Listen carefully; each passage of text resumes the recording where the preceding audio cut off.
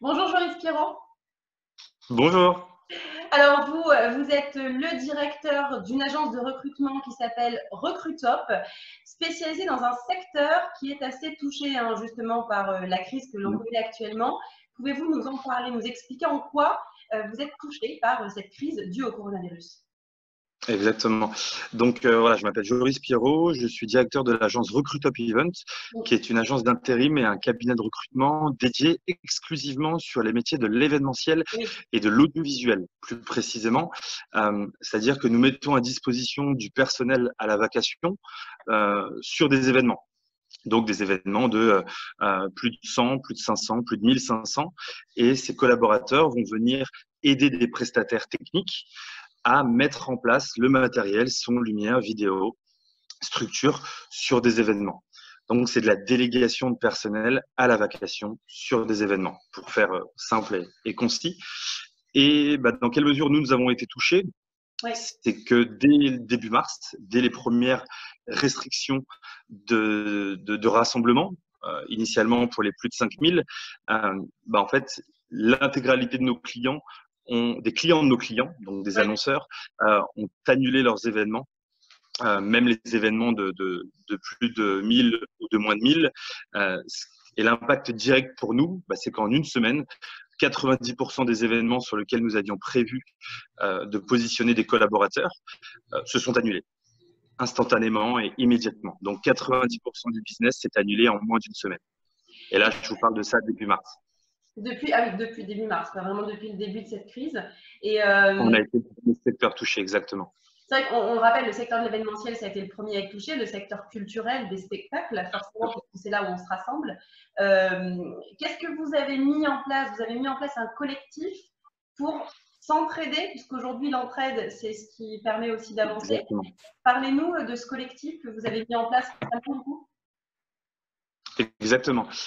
Disons qu'au bout de 10 jours, on s'est rendu compte, nous, acteurs du secteur événementiel, donc prestataires techniques, lieux d'événements, on s'est vite rendu compte que tous les événements se sont annulés, donc il a fallu réagir assez vite. Et donc, moi et d'autres prestataires, nous sommes parlés, et donc notamment Élise Pichon, qui est la directrice générale de la société Friandise, qui est une plateforme de gestion de freelance, de mise en relation de freelance événementiel. On s'est rassemblés pour mesurer un petit peu cet impact auprès des freelances, notamment, qui sont donc des collaborateurs indépendants pour la majeure partie. Et on a décidé, à l'initiative d'Élise Pichon et de d'autres freelances, qui avaient la volonté de faire bouger les choses et d'être acteurs de leur secteur d'activité et de ne pas attendre que ce secteur d'activité agisse ou que la crise passe, tout simplement. Nous avons décidé donc de monter un collectif qui s'appelle Free et Dispo, que vous pouvez retrouver sur Internet et sur les réseaux sociaux, qui consiste à vouloir mettre à disposition toutes les ressources de ces freelances, qui sont des personnes expertes de leur métier, de l'événementiel, de la logistique.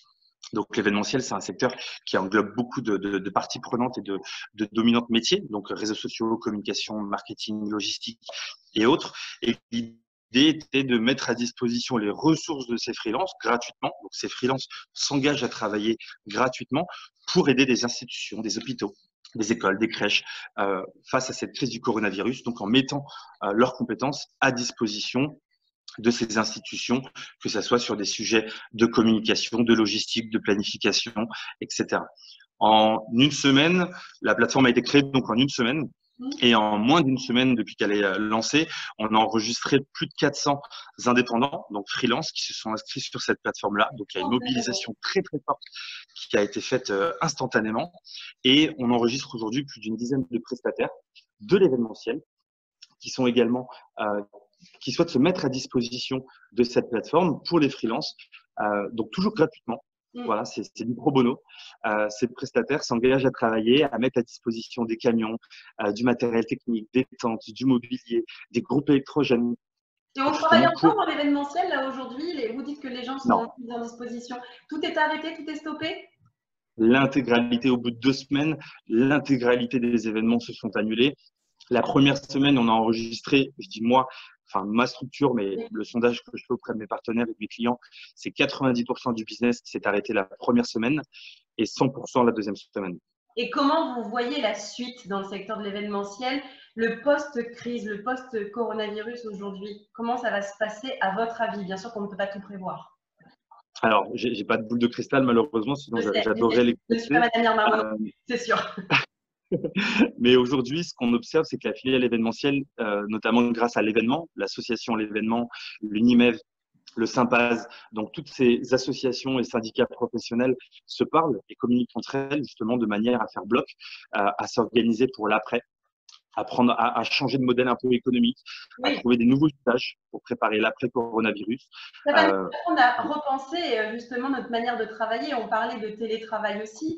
On parle énormément de changements organisationnels et structurels aussi pour les entreprises. Du positif Alors, il y a peut-être deux, dans cette crise aussi.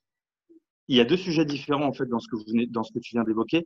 Oui. Il y a d'une part le changement en tant qu'entreprise, Oui. donc entreprise, secteur privé, la nouvelle manière de s'organiser. Donc il y a bien sûr il y a le home office, les nouveaux outils de visio, de management à distance. Donc ça c'est une part, mais qui est structurelle finalement à toute entreprise et tout secteur confondu. La problématique en tant qu'acteur de l'événementiel, c'est que notre job premier, c'est de rassembler les gens physiquement, c'est de les mettre tous dans un seul et même espace, autour d'un concept, autour d'une idée, autour d'une valeur d'entreprise, mais ça reste du physique. Et là, on est en train de réfléchir, tous ces acteurs réfléchissent aujourd'hui, c'est quelle sera la nouvelle manière de se rassembler demain, justement pour créer du contenu intelligent, pour créer de la valeur ajoutée sur les événements de demain, qui seront peut-être plus susceptibles d'absorber des problématiques sanitaires ou des crises diverses. Je vais citer une référence. Il y a un défilé de mode qui s'est passé la première semaine du défilé du coronavirus, qui a décidé, donc pendant la Fashion Week, qui a décidé de ne pas annuler son défilé, qui l'a maintenu, qui a simplement, n'a pas accueilli le public, mais qui a entièrement streamé et mis à disposition son défilé de mode sur les réseaux sociaux. Et il a enregistré plus de 10 connexions, 10 fois plus d'audience que les personnes qui étaient au préalable invitées. C'est un modèle parmi tant d'autres, il en existera beaucoup d'autres. Mais voilà, là aujourd'hui, comme on l'envisage, ça va être des nouvelles manières de se rassembler. Très bien. Eh ben, merci beaucoup pour toutes ces précisions. Bon courage à vous dans le secteur de l'événementiel. On sait que c'est très compliqué. On partage tout ça et les collectifs font en sorte qu'effectivement, il y ait des gens qui se soudent, qui s'organisent et qui apprennent à avancer ensemble. Et peut-être que justement, cette crise va nous apprendre ça, à travailler plus ensemble, mieux ensemble, en s'organisant différemment. On verra comment ça se passe à la fin de cette crise. On ne peut pas prévoir. On croise les doigts, c'est clair. Merci beaucoup pour toutes ces informations et à très bientôt. Avec grand plaisir. Merci à toi. Merci, bonne journée.